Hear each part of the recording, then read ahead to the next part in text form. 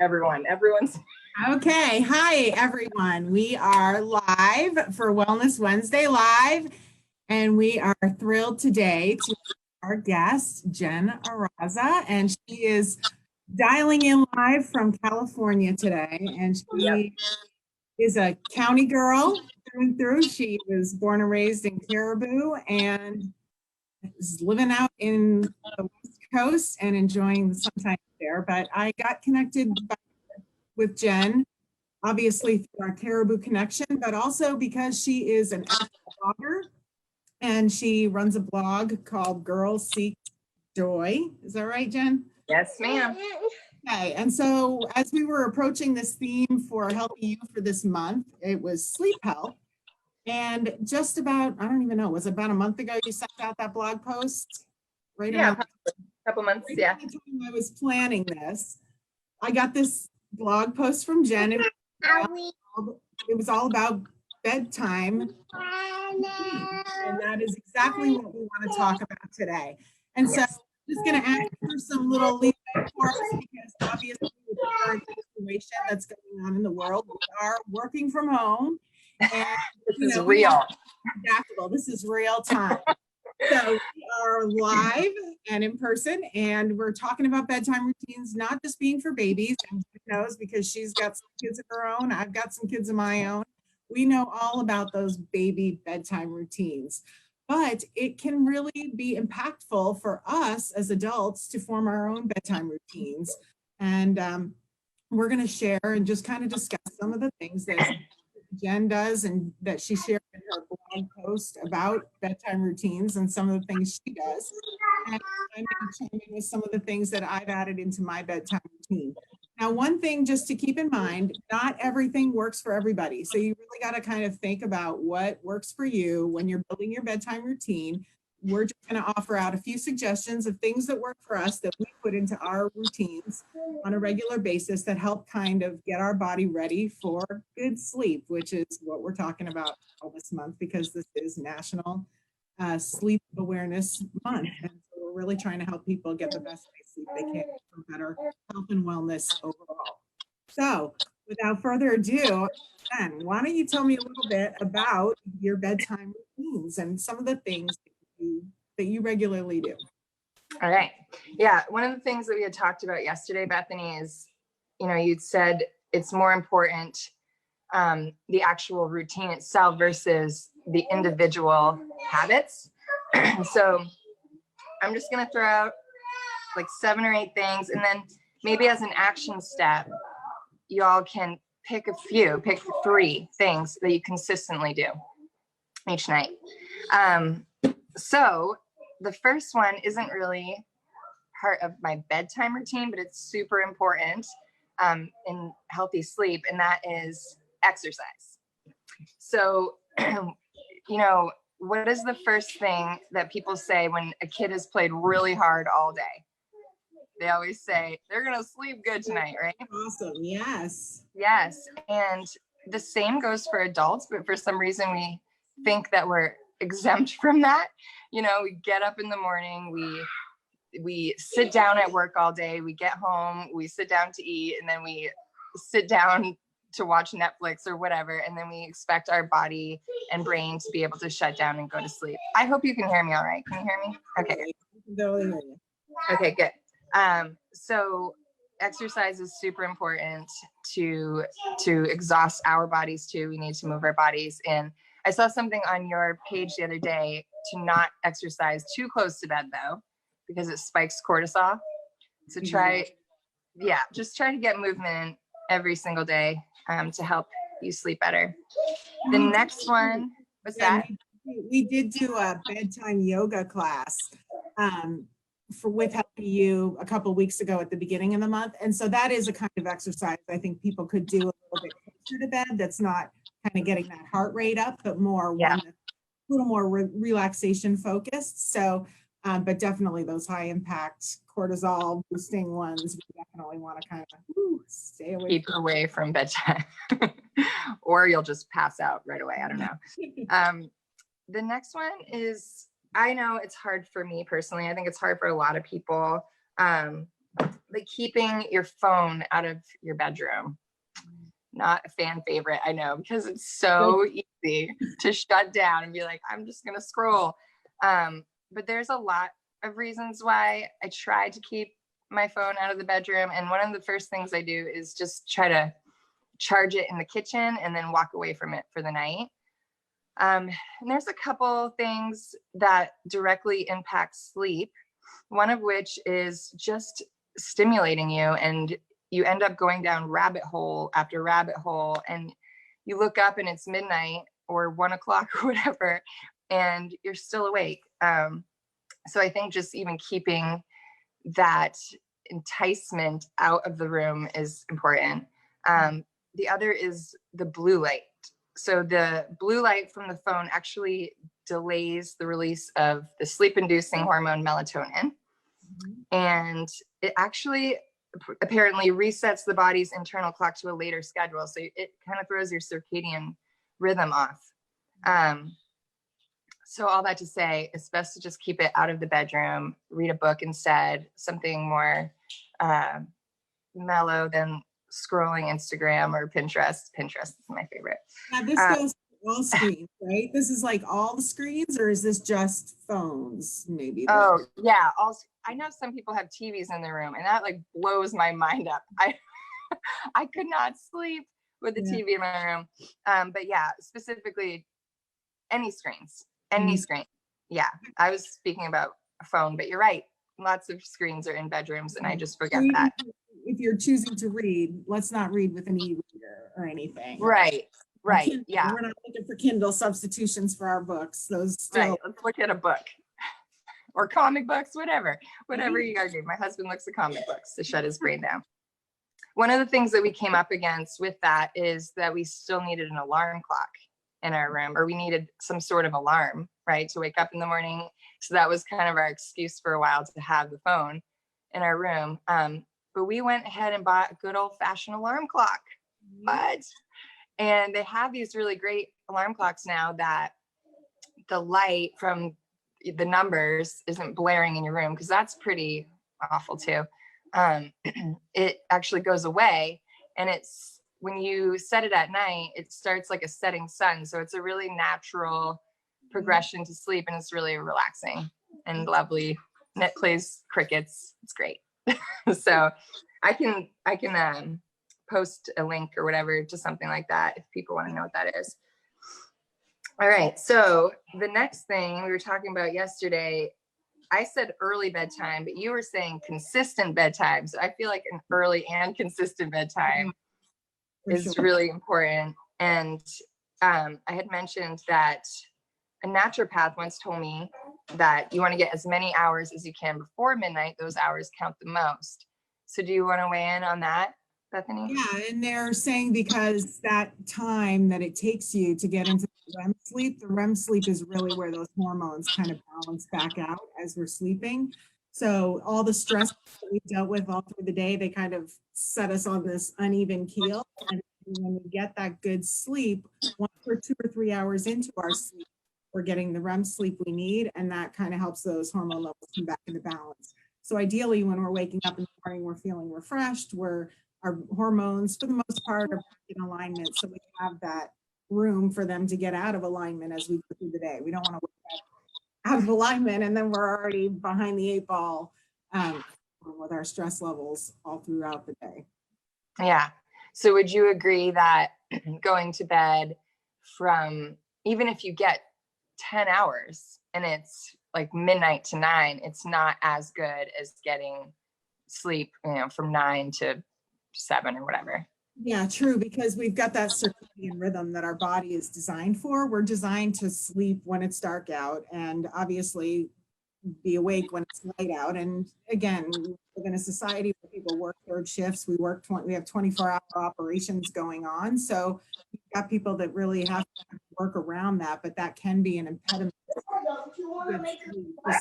during the day when your body is really designed to follow that rhythm in the daylight hours. So as much as you can get that sleep in while it's dark, and then use the sun natural to kind of wake you up. Yeah. Restorative sleep. Cool. Yeah. And kind of speaking to that, one of the other things that I have on my list is to dim the lights. So naturally, it's kind of, before we had electricity, people went to sleep by way back fire, right? Until the fire petered out. And then we had candlelight. And now that we have electricity, people are staying up way past what they would have in the past. So I was reading, I think on Psychology today, they were saying to dim the lights an hour before you go to bed. So some of the different ways that you can do that. Oh, that's nice. We're going to start a bedtime routine for them in the midday. Woo! Yes, right about now. Ben, please. Real life here. So one of the things you could do is have that setting sun alarm clock. You can set it for 20, 30 minutes before you fall asleep. Another is I have this salt lamp, and it kind of mimics like firelight, right? Yeah, it's like a nice warm. Yeah, and you're an essential oils gal, right? Mm-hmm. One of my best friends actually puts a drop of lavender on the salt lamp, and the heat from the salt lamp makes it emanate throughout the room. I'm going to try that. I haven't done it yet.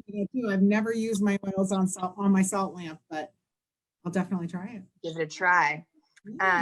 Yeah, so that triggers the brain to start winding down. The next thing I'm talking about is a shower and bath, but to combine those two things, sometimes when I've had a really stressful day, I will take a shower by candlelight. I will literally bring a candle into the shower. It's super relaxing and just is very calming. Or reading by candlelight, even just candlelight. So dimming the lights hour before you go to bed. Next is shower or bath. Just really relaxing. I mean, we do that for our kids as a trigger. It's time to go to bed. It's just a trigger to start winding down. So why can't we do it?